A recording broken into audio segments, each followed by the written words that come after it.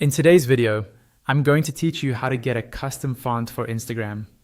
Using custom fonts is a simple way to make your profile, captions, or bio stand out. And the best part is, you don't need to install any special apps. All you'll need is your browser and the text you want to style. First, open your web browser on your phone or computer and go to pilyapp.com, specifically the section for Instagram fonts. You can do this by typing the address into the search bar or following a link you might have saved. Once the page loads, you'll see a simple layout with a large text box at the top and a list of different font styles displayed below it. This site works in most modern browsers, so you can use it on iOS, Android, or desktop. Next, click or tap inside the text field at the top of the page. This is where you're going to type the exact text you want to use on Instagram.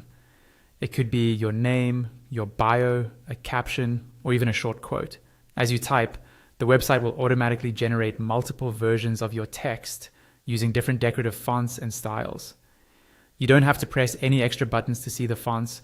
They'll appear in real time as you type. Take a moment to scroll through the list of generated styles. You'll see everything from simple bold or italic looks to more decorative script-like fonts and symbol-based designs. Keep in mind that these are special character variations, so while they usually work well on Instagram, some styles may not display perfectly everywhere. If you're planning to use your text in many places, choose a style that's clear and easy to read.